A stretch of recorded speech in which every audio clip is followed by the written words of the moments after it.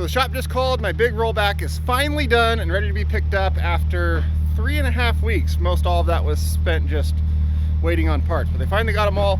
They got the truck done. We're going to get it, and we're going to take the Jeep and the most precious cargo. Riley, ready to go? Where'd you find Skittles? I bought them at the house.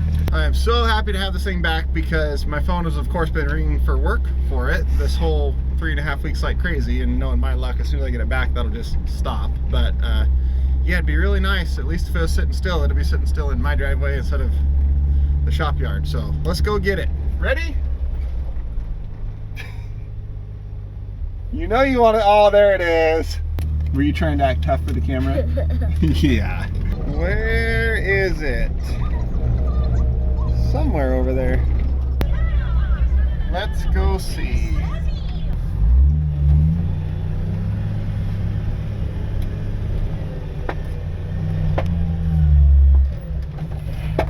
Good enough.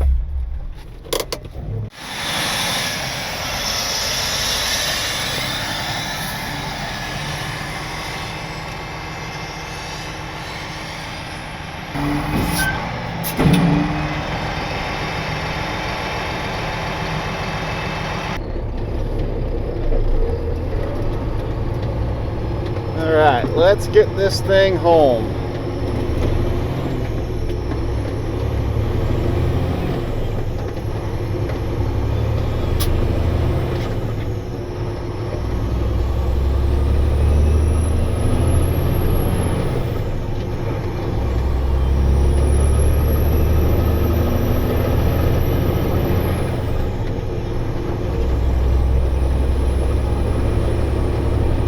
So I made it back. Truck ran absolutely great the whole way, and as you can see, there's a different Jeep on here now. I have another radio tower job for that Jeep tomorrow morning, actually the same radio tower.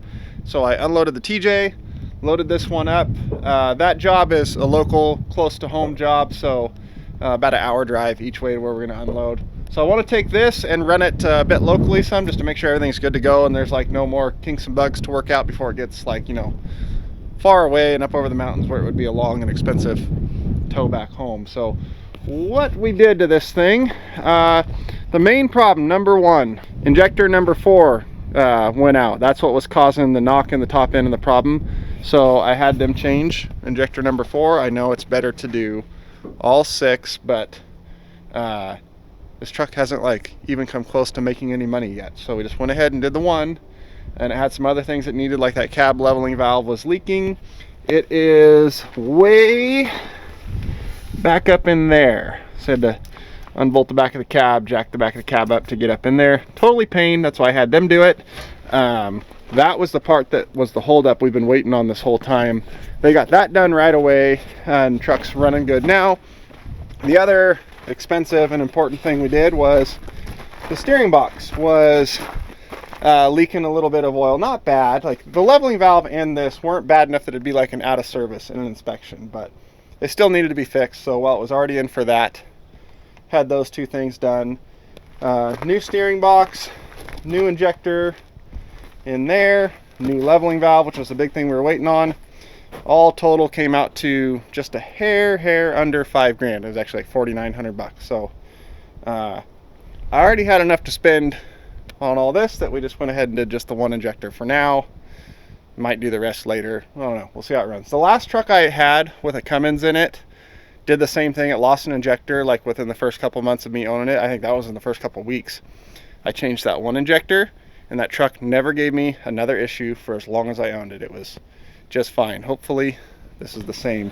So this thing should be good to go. Like I said, we're gonna be a couple hours of hauling this thing back and forth tomorrow morning, just to make sure. And this truck is back in action. So what we're going to do right now is we're going to make a very awkward and out of place jump over to when Jason from Yankum Ropes was here just the other day, and we were filming a commercial and kind of a info piece about kinetic ropes and their gear and how they work. And he was trying to be serious and do a professional job, and I was just screwing with him the whole time. So let's go to that. So fancy. Look at this thing. So fancy.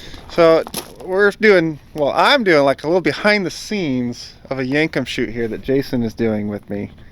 And he's pulling out all this weird type of gear I've never seen before. This camera's even got legs. Like, It even has weird. legs. Yeah. We've got some new gear, got some very well used gear, and I'm not sure what we're doing, but Jason's gonna tell me. Your camera has buttons? Where's that automatic button at? Right here. I am using my trusty old DJI Action 3, which I guess is not old, it's new, but it's easy. I push that red button. Oh, you can even see it right there. And it just records, and that's that.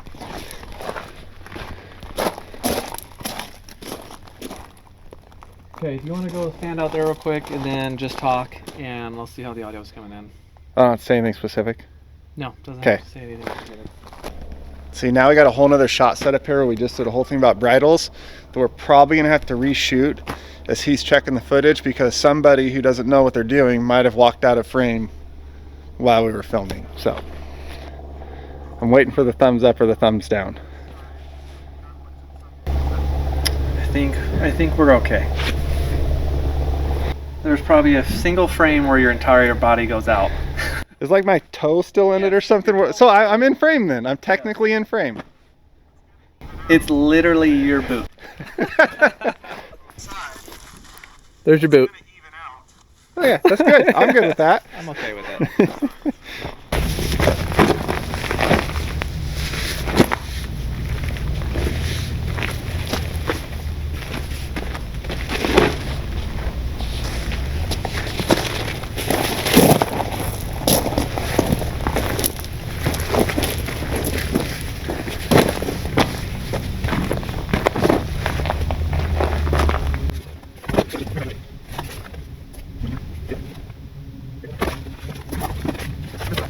All right, break.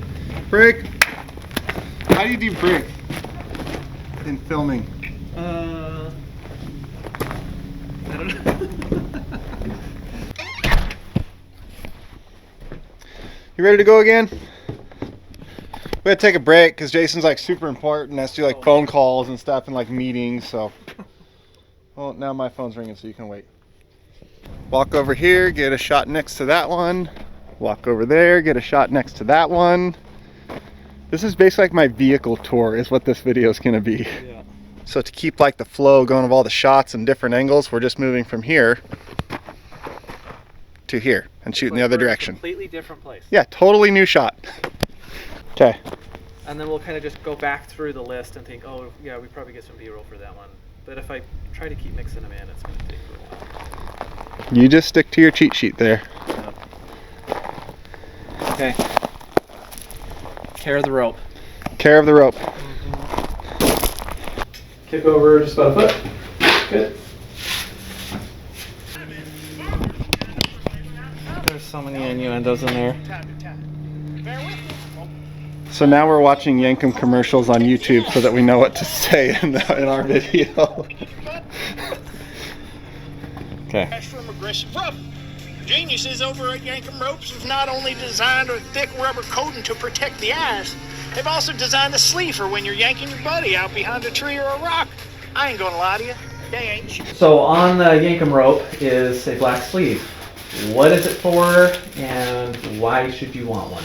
This is to protect the rope. It's abrasion resistant. It's for if you're hooked up under the car, this is rubbing on the bottom of the car. And all day long airplanes fly over and make noises in our cameras. Welcome to my life. And then we shoot it again. Until it flies over again.